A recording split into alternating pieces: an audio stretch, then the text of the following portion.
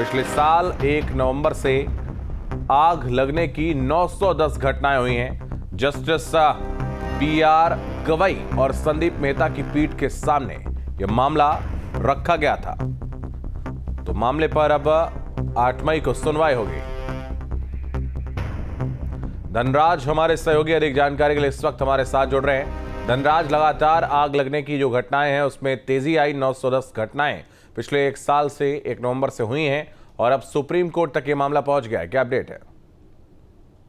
देखिए, उत्तराखंड के लगातार धधकते हुए नजर आ रहे हैं, क्योंकि यदि हम पिछले 1 नवंबर से अब तक की बात करें तो 910 घटनाएं ऐसी आ चुकी हैं कि जो जंगलों में आग लगने की घटनाएं हैं, और जिसमें लगभग 1196 हेक्टेयर जंगल जलकर राख भी हो चुका है। लेकिन अब जो मामला है जंगलों की आग का, वो सुप्रीम कोर्ट पहुंच चुका है और सुप्रीम कोर्ट में कल इसकी सुनवाई होने, यानी कि 8 मई को इसकी सुनवाई होगी। अब देखने वाली बात होगी कि सुप्रीम कोर्ट किस तरह का निर्णय इन जंगलों की आग पर लेता है, क्योंकि लगातार देखा जा रहा है कि जो जंगलों की आग है वो लगातार बढ़ती हुई नजर आ रही है, वो कम होने का नाम नहीं ले रहे हैं। क्योंकि लगातार हम देख रहे हैं कि चाहे वायुसेना हो या अन्य सेना हो या फिर प्रशासन हो, लगातार आग बुझाने का प्रयास जरूर कर रहा है, लेकिन उसके बावजूद भी आग बुझने का नाम नहीं ले रही है। लगातार जो वन है वो जलते हुए नजर आ रहे हैं, और जिससे कहीं ना कहीं जो स्थानीय लोग हैं उनको भी परेशानियों का सामना उठाना पड़ रहा है। और उसके साथ ही जो जंगली जानवर हैं वो कहीं ना कहीं अब गाँवों का रुख करने लगे हैं, क्योंकि जंगलों के अंदर जो आग है उसके कारण कहीं ना कहीं जो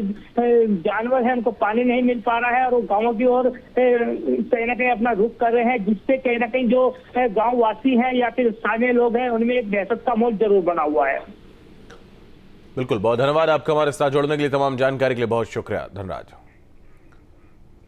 तो पौड़ी जिले में वनाग्नि की घटनाएं अब आउट ऑफ कंट्रोल हो रही हैं। जिले में अब तक 150 से ज्यादा वनाग्नि की घटनाएं हो चुकी हैं, जिसमें 100 हेक्टेयर से ज्यादा जंगल और लाखों रुपए की वन संपदा जलकर राख हो चुकी है। और ऐसे में आग बुझाने के लिए वायुसेना की मदद ली जा रही, लेकिन चारों तरफ धुआं होने के कारण वायुसेना का ऑपरेशन अग्निपथ दूसरे दिन भी शुरू नहीं हो सका। बता दें कि सुबह वायुसेना के हेलीकॉप्टर MI-17 ने उड़ान भरी, लेकिन लो विजिबिलिटी के कारण ऑपरेशन को बंद करना पड़ा। वहीं वायुसेना के सामने धुआं और बड़े बड़े बिजली के टावरों पर झूलते हुए तार भी समस्या बनकर उभर रहे हैं। लार्ज फायर्स का जो नंबर DFO सब द्वारा बताया गया वो 5 लार्ज फायर अभी भी हैं। अद्वानी और पाबो और कुछ पर्टिकुलर लोकेशन है, मांडाखाल भी उसमें शामिल है। और चूंकि कॉन्टिन्यूसली स्मॉग होने के कारण या बहुत ज़्यादा धुआं होने के कारण हमारा इंडियन एयरफोर्स का जो चॉपर है अभी वेट कर रहा है स्टैंड बाय पोजीशन में, और जैसे ही क्लैरिटी मिलती है उसके बाद में हम फायर के लिए जो भी। उत्तराखंड के पहाड़ी क्षेत्रों में वनाग्नि की घटनाएं कम होने का नाम नहीं ले रही हैं। केदारनाथ वन्यजीव प्रभाग की लोहबा रेंज के जंगल भी आग की लपटों से घिरे हैं, जिससे वन संपदा को नुकसान के साथ साथ लोगों को सांस लेने में दिक्कतें हो रही हैं। और इतना ही नहीं, पेयजल स्रोत सूख जाने से पानी की किल्लत की भी कई जगहों से सूचना आ रही है। वनाग्नि को कंट्रोल करने के लिए वनकर्मी लगातार जंगलों में डेरा डाले हैं, लेकिन वनाग्नि कंट्रोल होने का नाम नहीं ले रही है। SDO केदारनाथ जुगल किशोर चौहान ने बताया कि वनाग्नि की सूचना पर हमारे कर्मचारी लोहबा रेंज के देवपुरी अनुभाग के जंगल में लगी आग को बुझाने में जुटे हैं। कर्मचारियों की कड़ी मेहनत के बाद वनाग्नि पर काबू पा लिया गया। केदारनाथ वन्यजीव प्रभाग की लोहबा रेंज में के देवपुरी अनुभाग में आज सुबह लगभग 7 बजे वनाग्नि दुर्घटना की सूचना मिलते ही देवपुरी अनुभाग का पूरा स्टाफ मौके के लिए रवाना हो गया था। स्टाफ द्वारा लगातार मेहनत करने के बाद आज लगभग 1 बजे के आसपास इस दुर्घटना को, वनाग्नि की दुर्घटना को जैसे जैसे विभाग के कर्मचारियों द्वारा नियंत्रित किया गया। अगर स्टाफ इसमें अपनी तत्परता नहीं बरतता तो हम वनाग्नि की इस दुर्घटना को विकराल होने से नहीं रोक पाते। रुद्रप्रयाग के जंगलों में आग फैलती जा रही है और इस आग में वन विभाग अपनी नर्सरी भी नहीं बचा पाया और आग से 11,000 से ज्यादा पौधे जलकर नष्ट हो गए। और इतना ही नहीं, पूरे जनपद में लगभग 100 हेक्टेयर से ज्यादा जंगल वनाग्नि की भेंट चढ़ चुके हैं, जिसमें जंगली जानवरों की आबादी पर भी संकट खड़ा हो गया। वहीं केदारनाथ वन प्रभाग के अंतर्गत केदारनाथ पैदल मार्ग पर हरे भरे जंगलों में आग लगा रहे 6 व्यक्तियों को वन विभाग ने मौके से पकड़ा है। इन लोगों के खिलाफ भारतीय वन अधिनियम 1927 के तहत कार्रवाई की गई है। रुद्रप्रयाग वन प्रभाग के DFO अभिमन्यु सिंह ने बताया कि 5 मई को आरोपी केदारनाथ वन्यजीव प्रभाग के अंतर्गत सेंचुरी क्षेत्र में अतिक्रमण करने के उद्देश्य से आग लगा रहे थे, तभी इन आरोपियों को मौके से पकड़ा गया।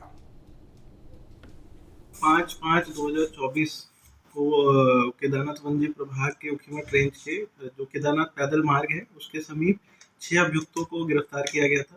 ये उक्त मार्ग में रामबड़ा अनुभाग के सेंचुरी क्षेत्र में अतिक्रमण का प्रयास करने के लिए वहाँ पे क्षेत्र को क्लियर करके वहाँ पे आग लगा रहे थे, जिसके कारण वहाँ पे पेड़ पे आग भी लग गई और प्रभागीय वनाधिकारी के नेतृत्व में वहाँ पे टीम निगरानी के लिए गई हुई थी और उनके द्वारा उनको गिरफ्तार किया गया और उनको सोनप्रयाग लाया गया है।